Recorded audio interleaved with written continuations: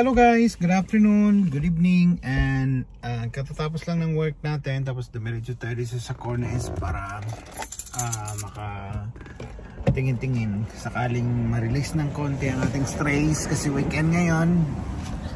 So ito, nandito ako ngayon sa Cornes. Actually from office ako, tapos dito na ako dumiretso.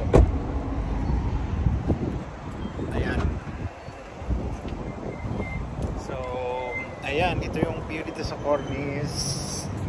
Ayan ang famous iconic building dito sa Cobar. So yan ang kanyang view, tapos maglalakad-lakad tayo din sa tabi ng dagat. Ayan. Then so ito guys ang view ng Cornes. So yan, may pwede mag-walking dito. So pupunta muna tayo dito, yung kanilang CR. So magsi-CR muna tayo para makapaglakad tayo na malayo. So ito guys ang view ng Cornes sa hapon. Wala pa ganong tao kasi ano pa lang, medyo maaga pa, pero mamayang gabi ay marami-rami yung mga naglalakad dito. So pag chinek natin ngayon ng dagat, so high tide siya. Ayan. Then ayan. So yan ang famous na building dito guys. So yan, may mga nagdidit dyan. So ayan. Again, nandiyan kasama ako. So maglalakad-lakad muna tayo hanggang doon. So pag nakarating na tayo doon, so more than enough na. So balik na tayo doon sa sasakyan para uwi na tayo. So kailangan natin maglakad-lakad para bumaba. Sa bagay wala pa naman tayong kinain, so maglalakad-lakad lang. Pati pa lang ang nalakad natin, parang napapagod na tayo. So try natin na maglakad hanggang sa doon kung yung kaya nating lakarin. So yung mga bata naglalaro sila dyan. So yan guys, continuous ang lakad natin hanggang doon. So ano kaya makakakita tayo dyan ng isda? Ay, so far wala naman ako nakikita ng isda. Nakatago siguro.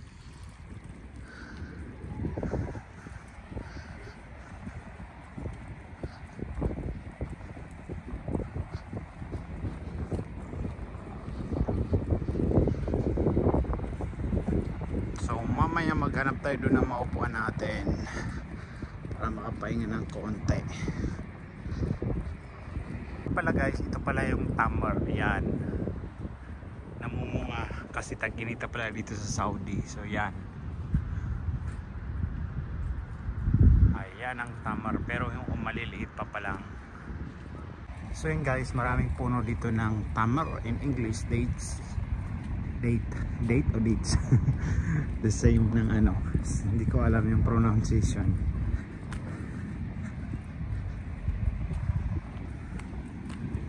Balik na tayo guys sa sasakyan kasi tinawagan ko yung friend ko na magdi-dinner kami.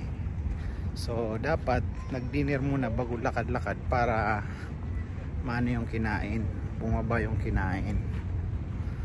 So baliktad kasi gugutom ako ngayon, saka ako naglalakad. So lakad-lakad. Oh, medyo malayo yung parkingan ko. I hope hindi traffic ngayon dito sa Cornes pag U-turn ko.